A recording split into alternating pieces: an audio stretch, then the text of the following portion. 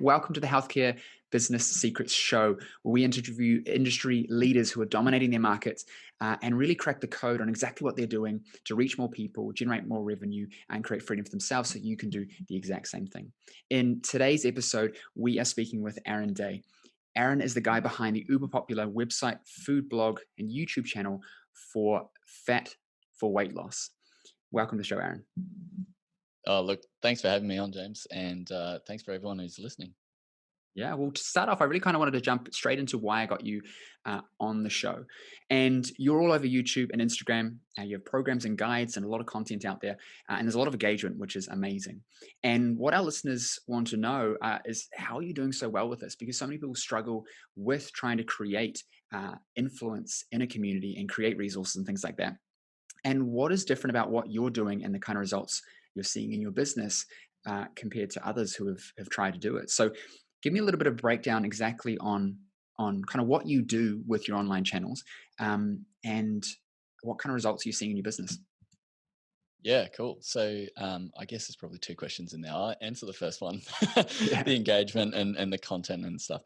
So I started this online business probably about 4 years ago, I think. And during that time, I was creating recipes. I could see that there was a bit of a hole in the market. The ketogenic diet wasn't as prevalent, and so I just started creating my own recipes. And from like, I had no idea how to cook Yeah. about 6 years ago, Yeah. and I've gotten to the point where now I'm a fully published author. And Yeah. in that process, there was a lot of trial and error. So a lot of doing recipes, a lot of talking to people. What do people need to implement a ketogenic diet in their own life? And so, Yeah. part of that was recipes, part of that was helpful guides like food lists and things like that. Yeah. So I broke all of that content down and created really simple, free content for people to download and use. And then I looked back at that content and I said, okay, which content's working well, which stuff's not. Get rid of the stuff that doesn't. Focus 10 times more on the stuff that is, and grow that.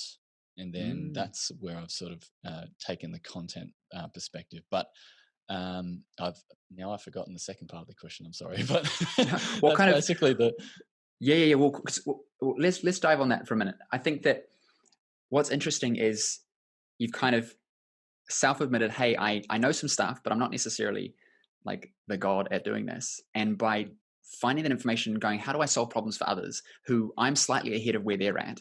And I want to be that leader and draw them forward. And I'm going to make resources. And then by doing so, you've upskilled. And now you've got to the point where you're a published author and, you know, kind of a big deal, right? And I think that's interesting. A lot of people think I have to be this amazing expert and the best, and then I'm going to do some stuff. Whereas I take the approach, and correct me if I'm wrong, it sounds like you have too, where it's like, I know some stuff a bit more than the person I'm trying to help, and maybe a lot more in some cases. And I'm just going to expand on that because I want to help them more. And so I'm going to go and learn and find more stuff and go and do that. And by doing that, you're familiarizing yourself with the content, which is increasing your expertise. Does that kind of sound right?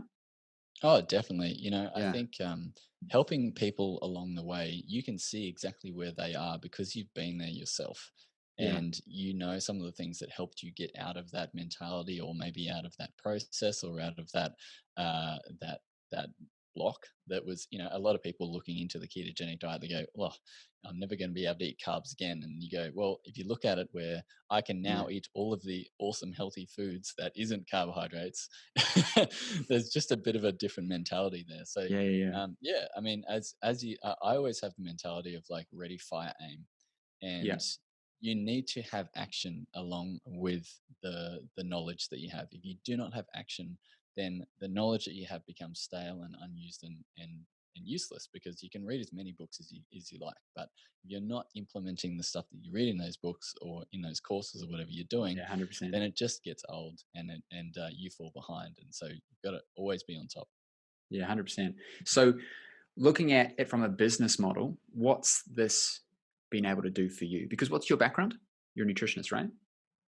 No, so I was a musician. I was a musician Yeah. for a very long time, musician for 10 years, and then I became a software developer, and Yeah. then I moved into the world of nutrition. Oh, wow. So, but through all of those different career jumps, I guess there was always creativity.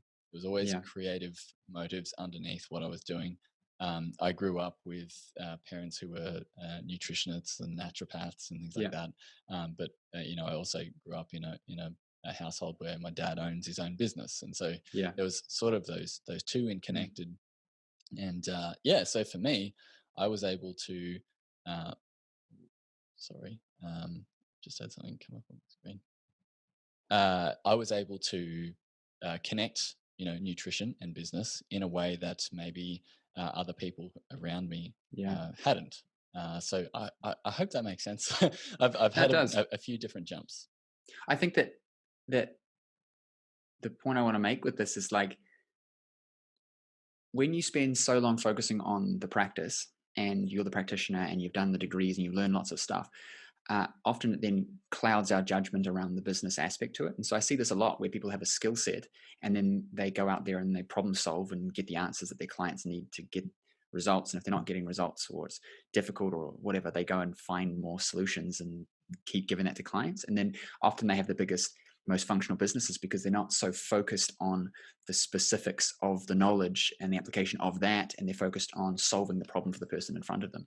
So that's really interesting that, and I wouldn't necessarily have picked it from your journey because the content's so good in its application, but also how polished it is. But that's really comes from trial and error to an extent, right? It's come from taking things outside the box and saying, how am I going to solve problems for people and get them results, right? I like that. Yeah, that's good Yeah, because and a lot of the listeners are sorry that a lot of the listeners are really focused and really good at what they do, but it's like, how do I branch out and actually turn this into an effective business? And you've come from the other side, like, I just like this stuff and I want to make a business out of it. And so you haven't overthought it as much. Yeah. What were you going to say? yeah. And a lot of the people who go through and do a degree and then try and get a job in that particular business, it can be really hard because you're effectively starting from zero, and Mm. just because you have a degree doesn't mean anything. Yeah. And then the second thought is like, well, maybe I should go back and do my masters because if I have more knowledge, then I'll be able to help more clients. But in fact, you actually need to figure out what your clients want. And for a lot of people who work in this industry, they tend to talk to clients, but they it's um, they don't know what the audience wants from social media. They don't know Yeah. what the audience wants from YouTube. Those types of things. So what I do is I send out. I send out, every 6 months an email saying, "Hey, what is your biggest struggle? What is something Yeah. that I can help you solve?" And then I Yeah. categorize that and say, okay, are they struggling with cravings? Are they struggling with commitment? Are they struggling with, information? Or what is that? And then I create content around that. And then hopefully that content helps brings more clients to me and more potential customers because I'm helping solve their issue. I'm not projecting Yeah. my own problems and issues that I have with the ketogenic on those Yeah. people. Yeah. You use a lot of uh, sort of what we'd call lead magnets, right? Uh, PDF resources, etc., that are able to give value to people, but then also draw them deeper and speak to how effective that's been. Because a lot of people try and make these things, and they just miss the mark, and it's like no one downloads it, no one cares, no one takes action. So, what do you think's needed to make resources effective for the client or the potential client, and also effective for you because we don't want to just be spending a whole lot of time making a bunch of stuff that doesn't return on the investment, right? So with your meal plans, things like that, what's the process that you go through to? I know you kind of touched on that, right? What do they need most, and then I go and create it. But what's your process for actually uh, nailing the ideal resource that's going to give value, but also build intrigue and get them to take action with you? Yeah, cool. Okay, so when I first started, I had this crazy idea that I'd be able to create meal plans, Yeah, and I really wanted to do that, and that was fantastic. And I would make these really horrible meal plans, and people would follow it somehow. um, yeah, I think the process in which I thought about doing this is that you have to have a product that you are pushing your clients towards, whether that's coaching, whether that's a meal plan course, whether that's a book that you're trying to sell, whatever that is. And then your free content should be the first step that they need to take in order to yeah, get, become one of your clients and utilize the information. So, for instance, the meal plans. Now, you can do this in a good way or a bad way. I chose the bad way first, but you only learn by doing it. And the bad way is that I have an 8 week meal plan course, right? I gave them that first week for free, and I did a YouTube video on it, and it's had I think it's had nearly 2 million views now, Oh, which is fantastic. But people just keep repeating that first week because there was so much awesome content in there, and yeah, probably because it's done so well, is that they feel like they don't need that the next eight yeah. weeks because that first week was awesome. Like, thanks, Aaron. I'll see you later. So don't create content like that. Well, can I ask? Because a lot of people are concerned that if I give away too much stuff, people won't need me. And my position is always, you can't give away too much stuff, because there's always going to be an element of now I want you to help me with it. I want you to help me customize it. I want you to help me implement it. And some people will get results, but others need more. So what do you think is stopping people in this case from going further? Is it that it felt like a succinct loop and it's like I got the information and now I don't need it? Did they get too good of results? Or yeah, what do you think that is? Because in my mind, I'm seeing it as let's give them something that puts them on a path to get to the next thing, to get to the next thing. Not that they need it, right? It's not like I'm baiting them in and not giving them anything, but I'm giving them something where they clearly see, hey, I want that next thing. I see the potential outcomes of that next thing. So what do you think that hasn't worked so well for you? So in that process, I forgot about the journey that people go towards to make that fit that into their lifestyle. So Mhm. I learned from that process by not giving them just one chunk of the thing that is going to really help them because for instance, with a 8 week meal plan, you just have 8 weeks worth of the same stuff that you put out, which is fantastic. Really great for Mhm. those people who need that. And there's definitely been some sales that have generated from that. But I took a different approach the next time I did this, and I created what's Yeah. called the 5 day carb cleanse.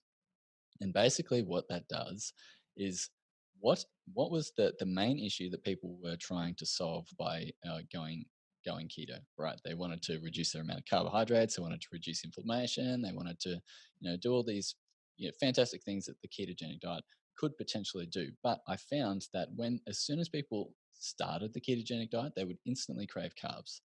Yeah. The thing that they weren't allowed to eat, they would just crave. So Yeah. with that, it doesn't make sense for someone who's craving carbs like crazy to then go and do an 8 week meal plan that just doesn't address carb cravings at all. So what I Yeah. did was I created the 5 day carb cleanse where I got them to put all of the carbs that they crave and put it in a cardboard box and put that cardboard box in the shed or whatever. Yeah.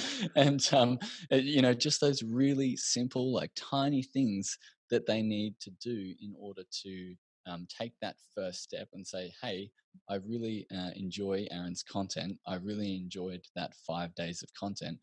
What happens if I then go and say, um, let's start this ketogenic journey? Like, what was that first step that they needed to do to then start their ketogenic journey? And that was the Yeah. 5 day carb cleanse. And that worked really well Yeah. for me. Yeah. I think um, because I have a book, right? And in the book, I make offers when people buy the book of other things that they can use. We call them upsells. And the reason we put in upsells is to add value, and make the funnel process more profitable. Um, in the concept of creating upsells, let's say someone buys a meal plan. You can't then upsell them a meal plan because even if it's a better meal plan, they're not going to take it because they've ticked it off in their head like, yep, cool, got that. And it's kind of like when people buy courses and they buy books and things like that. I'll give you a better example. They buy gym tights and gym shoes and they buy a gym membership and they think, great, I'm going to get super fit, lose heaps of weight, whatever. And they never go to the gym. And it's because they've ticked it off in their head, like problem solved, because their brain just needs to feel like they've done something for it. And I think that's what you're talking about in this. I think that when we create these resources, it shouldn't be tick the box. Uh, it should be a step in the process. So to get to the next level, I take the next step and I'm encouraged to go towards that next step. It's not so vague that it doesn't give them anything, but it's not so all encompassing that they feel like they can just tick it off. Because, of course, for example, if you're trying to grow a practice, you need more clients. But if you feel like that's all you need and you just tick the box, you don't ever get to where you want to be. And this is why there's so many people that are unhappy with diets and courses they got and things like that was because they didn't get what they needed to get the results. They got what they wanted, and rarely is what we want what we need. So they need to have a step in that process, and your lead magnet bridges the gap between the content that they're consuming and then your program. So speak to how your content ties into that, because the way that I see it is, people have heard the concept of a funnel. The content is at the surface. It's scratching an itch. It's drawing people in. That's the cold, kind of skeptical people, and a little bit of the warm people. And then as it draws them down, you're making them offers to take further action and go further down the rabbit hole and solve more of the itch until they hand over money and you solve the problem. So for you, how do you plan your content around sort of those concepts, if at all, and link it back into your guides and then link it back into programs? Do you think about it at a high level, or do you just kind of make stuff? How does it typically work for you?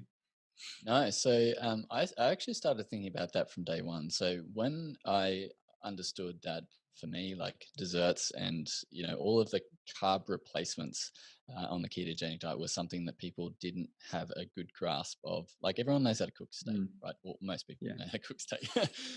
No one knows how to make keto bread. No one knows how to make keto cheesecake. Those types of things. So those recipes on my website are awesome because they generate a lot of viewers. They have just a lot of eyeballs on those. Yeah. And then when they land on that page, for instance, a keto dessert, they land on that page and they get a pop up and say, "Hey, would you like a few more recipes in this category? Like I've got a free keto desserts book that is awesome. It contains all of the best recipes that I have on my website. Yeah, you can have this. You can print that out. You can download it for free. That's awesome." And they sign up for that and they get that. Yeah. Then along the way, the next email might be, how did you go creating those recipes? And they go, I didn't, I made the one, but I didn't make any more, but the one was really good. Like that Yeah. one recipe I made was really good. And I pushed them into, the keto desserts book, like the physical book that I have. And I say, look, if you thought that dessert was really good because you've got Yeah. their buy-in then and you've got their trust, um, the rest of the recipes that I make in this book are of that same quality, and they're awesome. And the amount of Yeah. people that go, yep, no worries, done, order is phenomenal. And the same thing with the meal plans. Like, uh, it depends on whether some people want a meal plan course where they want to watch the videos and things like that, or they just need a book. And I've got a book that has 8 weeks worth of meal plans in it. Yeah. And Yeah. people love it because they go, yep, tick, done. But Yeah. whether they follow that or not is another thing. Once we get someone to engage with us at a deeper level, so the first engagement is just observation. I'm spending time, right? Then once I've spent some time, it's easy to get them to spend more time, assuming you've given them value. The next thing is I'm going to give up something. So I'm going to an email address or a phone number. In exchange, I'm going to join a group, and then I'm going to buy something. And so having these lined up like this, a mentor of mine, Taki Moore, taught me this concept of signposting. So everything that we have should be leading to something else that goes further down the rabbit hole, or sideways. So it's kind of like I'm going forward, I'm going sideways, and then forward, because not everything can a person just, they're not going to go step, step, step, and then give you 10 grand for a premium program, right? Sometimes it's step forward and sideways and then forward and then sideways, but ultimately you're trying to lead them down somewhere, and some will fall off naturally. But if you've got the right processes in place, you can re-engage them with another front-end piece of content or lead magnet and then put them down the channel again. But everything is designed to capture people who drop off and put them back in like this, and then push people further down. Because as long as you are focused on solving problems that matter for people, solving problems that they care about, which is a big one, because a lot of people, we see a problem, we're like, yeah, I can solve that, but the person doesn't care. So we're shoveling the stuff down their throat, and they're like, dude, I don't want to buy this thing, or I don't care about this problem. I liken it to paint protection spray for a crappy Toyota Corolla that you don't care about. Like, I'm not going to buy your $500 paint spray. I don't care. Yep. It's like, yeah, but you need it. Look at your car. It's like, yeah, but I don't care about the car. So there's that. And then there's, what are they then willing to pay for? Because again, some people can have problems that, they need to be solved. They know they need to solve it, but they're not willing to invest in it. So when we line those things up properly and we signpost it, it becomes easy for people to take action with us because it's obvious. Whereas most of the time people make random content, random guides, they're not really connected, they never really promote it. And then they think, oh, my website doesn't work, my social media doesn't work. I made a guide, I created a course, no one bought it. And it's like, yeah, because there's no pathway to be warmed up to take it. You're just trying to have sex with strangers, right? Mm. You're just going to Yeah. someone random on the street and saying, "Hey, do you want to come home?" And it's like no one's gonna no one's gonna do that really in their right mind. So you have to have this warm up process, and it has to be signposted to get them to take action. And that's why I wanted to get you on the show, because I loved what you were doing with that. I thought you were doing it really well. With actually creating solutions for people, do you find that creating small programs or creating larger programs or creating coaching or consulting, where have you kind of leaned towards and why? Yeah, good question. So um, it's been, I think that question in and of itself is constantly evolving, because you always have to Yeah. pivot, or you have to, especially, during these times. 2020 is the year of the pivot. Yeah. And 100%. so many people have had to, make other options work.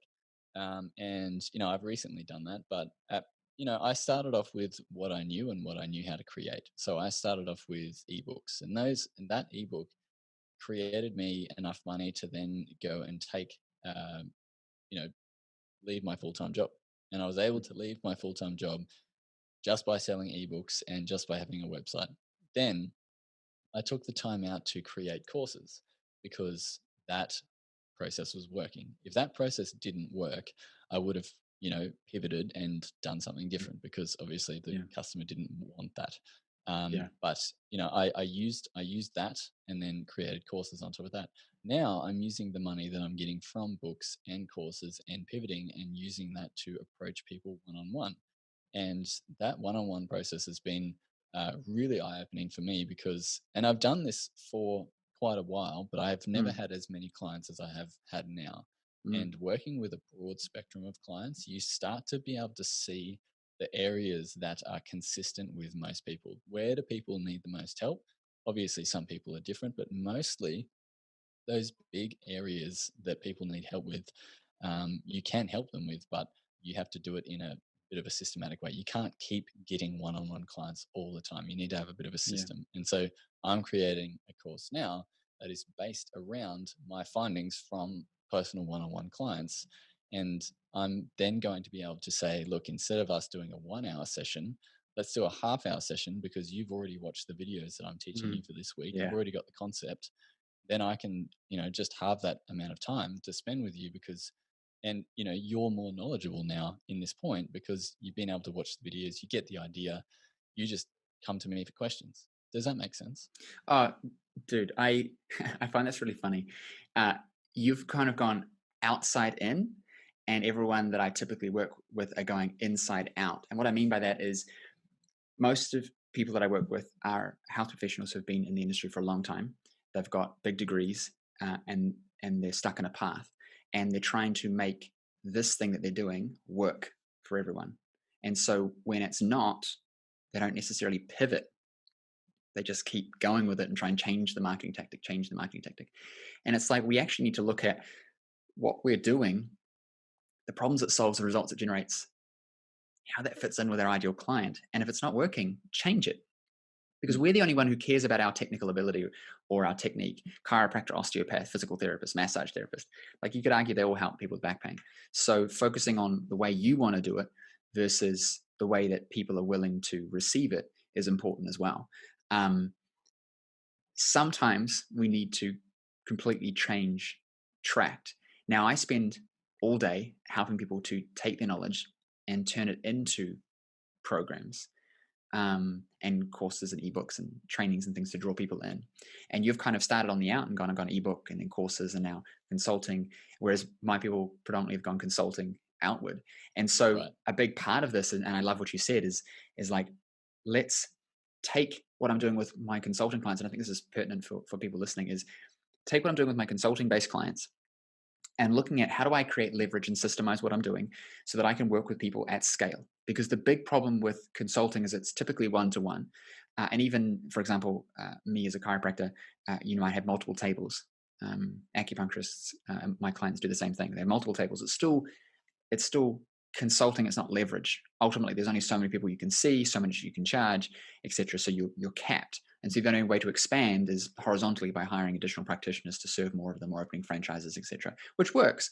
But another way, going more vertical, is to say, how do I work with this client, but 100 others who are exactly the same, and deliver them all value and like I would with that one-on-one, by realizing that, hey, most of the time the problems, the desires, the frustrations, the solutions they need are actually very similar. And you can create programs and do group coaching and deliver amazing value and amazing results to people without having to be one-on-one and answer the same questions over and over again.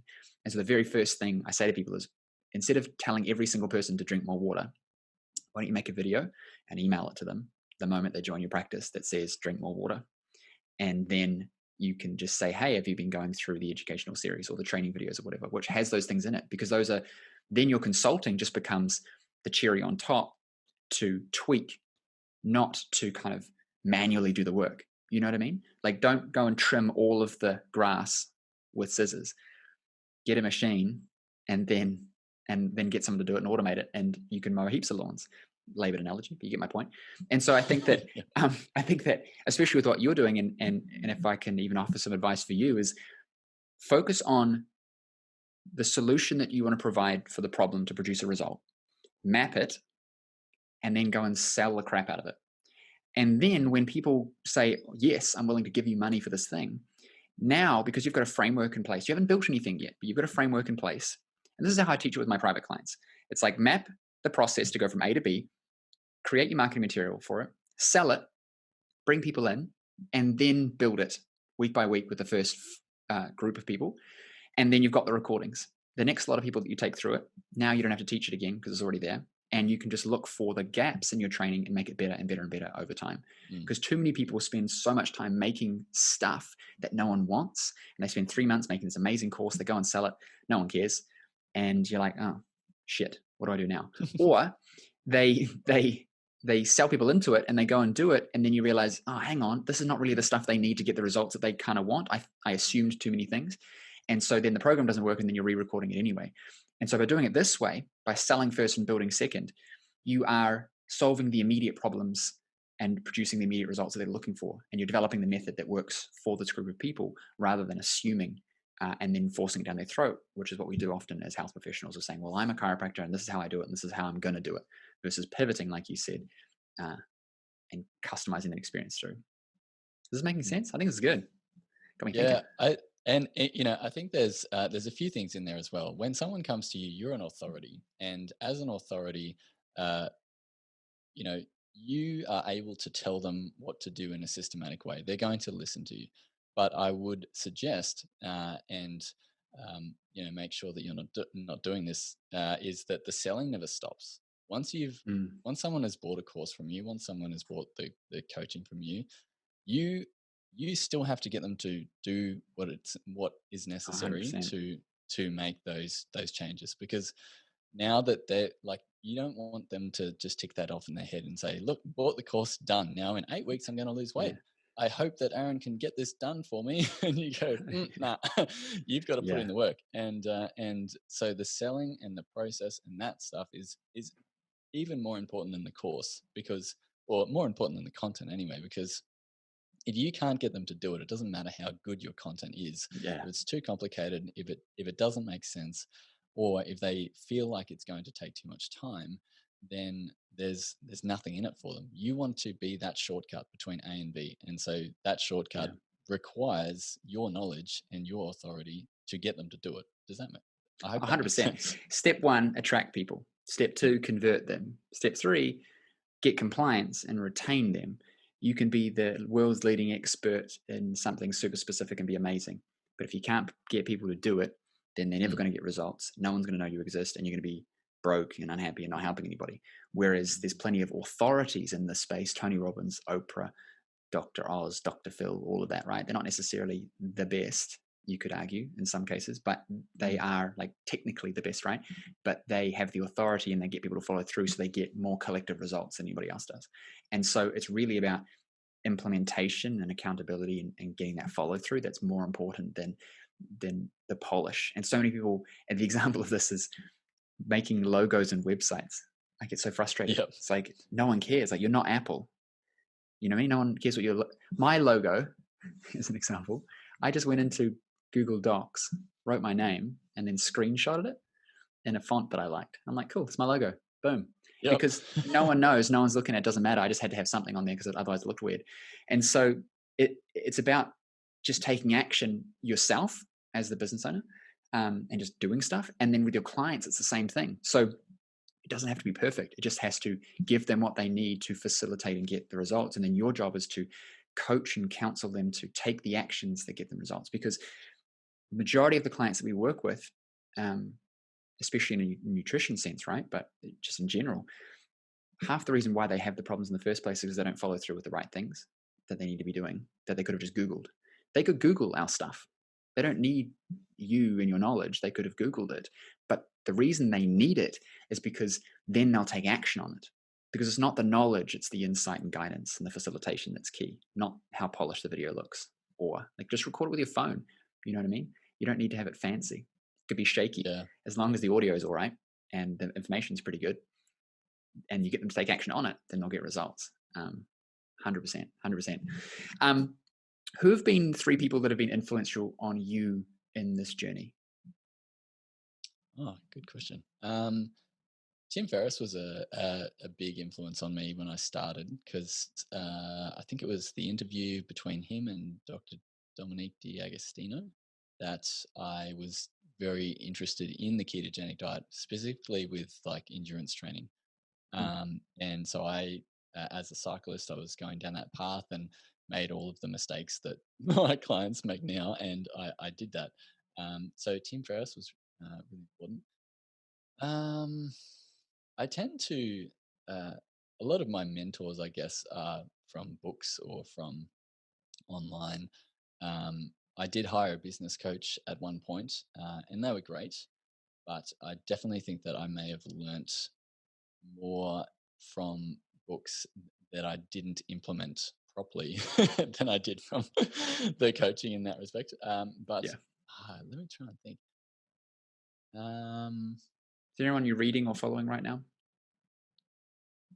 so I just read a really good book, and I think it's called Never Binge Again. It's by Dr. Glenn Livingston, and his process is fantastic in the way that he's a psychologist, but he gets into the minds of how to stop binge eating, Mm. and but that same framework could apply to someone who has a problem with online shopping or who has a Yeah. problem with alcohol or drugs, those types of things.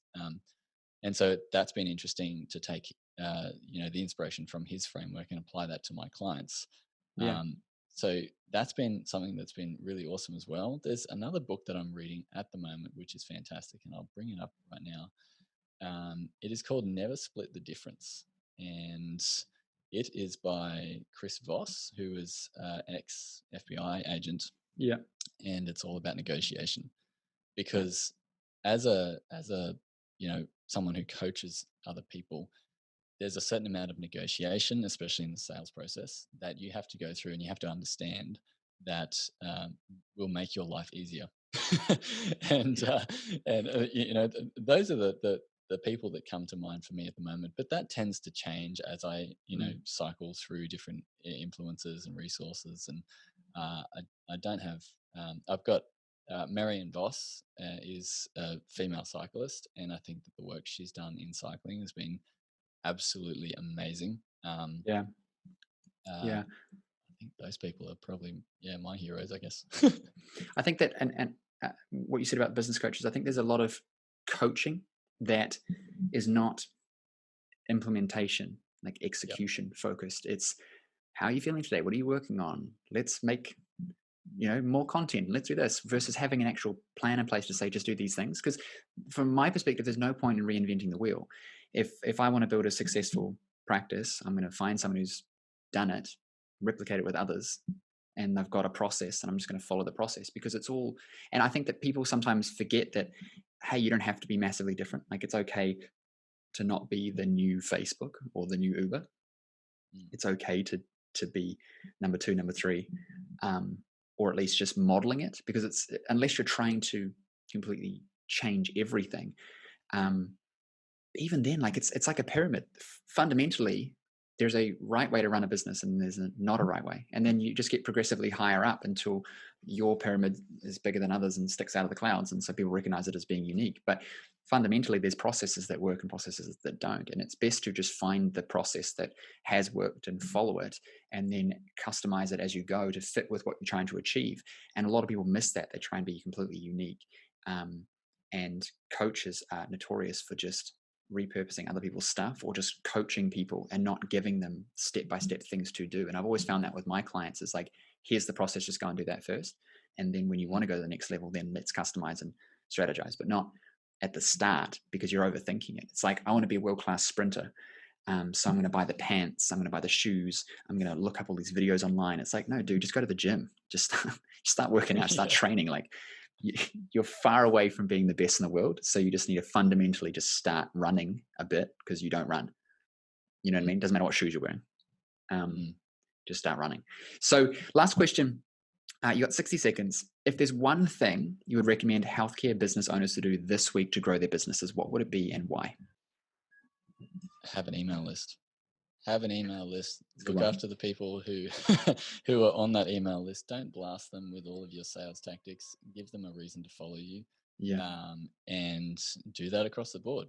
Create connection and break people's objections. Those are the two things that are really important. Whether you're doing live videos, whether you're doing a course, you need Mm, if you're giving them the same program that you did, tell them the story about how it took, mm, like how long it took you to get to that point, or what your process looked like, so that they can relate to it. And that's building a yeah. relationship. And then work in the breaking the objections, like, oh, I'm never going to be able to earn that amount of money, or I can't charge that much, that's way too expensive. They're all objections that people have in the back of their head, that if you can understand that and you can find those objections that they have and you can break that and you can convince them that they can break that as well, then that's like the step before they get to you. So yeah, for anyone listening, Mm, email lists are great for doing that. Live videos are great for doing that. yeah. Content is great for doing that. Content needs to either break an objection or create a connection. And if you're Yeah. not doing those things, then it's just noise, really. Yeah, people are their own worst enemies. The thing that stops people getting success is themselves. The difference between successful people and unsuccessful people is, I don't know where I heard this, but it's not my thought. My original thought is that people who are successful are willing to tolerate the things that you're not, and they're unwilling to tolerate the things that you are. And that's the difference across the board in everything. It's not this unfairness. It's that you really want to watch the latest episode on Netflix and they really want to make more money. They're not happy with how their body is. You would just like to have a nicer body, but they have pain from not having it. So they push to achieve that thing. And sometimes we forget that as the consumer, but more so as the coach or the consultant or health professional, is how do we facilitate a person taking action with us so that we can then facilitate them getting a result? And content brings them in, value keeps and engages them, and then the offers and the selling actually helps them to take the action. If it was as simple as just saying, hey, would you like my services? Then we wouldn't have all of the problems we have in any area, whether it was people not having enough money, people not being happy, people not being healthy, because they could just Google it and get the answer and do it. To get the success, they need to take the jump. It's that discomfort that makes them go, shit, I better do something about it. And I always find that my most successful clients are the ones who pay up front when we speak to them, Mm, because they've yep. kind of got like this, like, crap, I better do something about it. I just paid, thousands of dollars. I'm going to take action. Whereas whenever I would give these really low payment plans to help people, ironically, I just enabled them further because they never took action, because they didn't have enough discomfort from taking the action to actually use it to do something about it, which is why gyms make most of their money from people not going, because it's too easy to just be like, oh, I'll get to the gym. Whereas if it's like I'm paying $1,000 a month for my personal trainer on a year-long contract, I better flip and go. You know what I mean? Versus 30 bucks a week. You're like, So, no, that's interesting. That was really good. Thank you so much for coming on the show. How can our audience connect with you online? Yeah, cool. So I'm on Instagram, YouTube, Facebook. I've got a website. It's all Fat for Weight Loss. So spelled out FOR. whatever it is, fat for weight loss, not with a 4 in the middle. It's just fat for weight loss. And then it's Awesome. .com.au is my website. And if you want to, jump over to my website and create either the chocolate chip cookies or the keto bread. Those 2 recipes are going to blow your mind. And if you're into the ketogenic diet, if that's your thing, then hopefully. But if not, just replace the erythritol with normal sugar and they're still good cookies. So Yeah. that's where you can find me. Awesome. Thank you so much. We'll definitely have that in the show notes. Thank you so much for being on the show, and we'll speak soon. I've got some ideas I want to connect with you about. You take care. Yeah, thank you. And I appreciate it for coming on the podcast. I really appreciate it. No worries. Loved having you. Thank you for listening to the show. If you liked the episode, please hit subscribe and leave us a review. I'd really appreciate it, as it helps us get our episodes out to more people just like you who want to know how to increase their revenue, impact more people, and build businesses that work for the lifestyle they want. Now, I know your time is valuable, and I know that you are here to learn the secrets to success in your health business.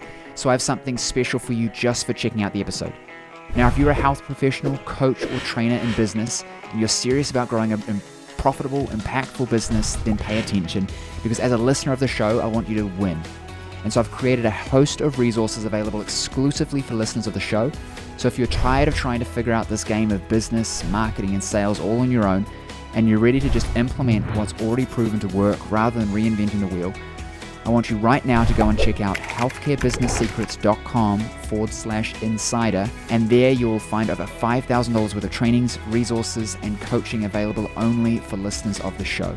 There I'll give you the resources on everything from how to acquire 10 times more of your ideal clients using social media and paid ads, even referrals, how to increase your client conversion into packages at an 80 to 90% conversion rate like me, how to retain your clients for longer, getting them better results and making them happier, how to increase your prices and charge a premium to work with you, and how you can build a 6, multi-6, even 7-figure practice just like I did, but with 1/10 of the time and 1/10 of the effort. What I want you to realize is that everything I teach comes from exactly what I did to have success and still have success in my own health business, and I want to share that with you so you can have success too. So go check out healthcarebusinesssecrets.com/insider right now and let me help you win big in your health business. Also remember to subscribe for 2 episodes every week full of the secrets to have success in your health business, as well as leave us a review so we know what you thought of the show. And I'll see you on the next episode.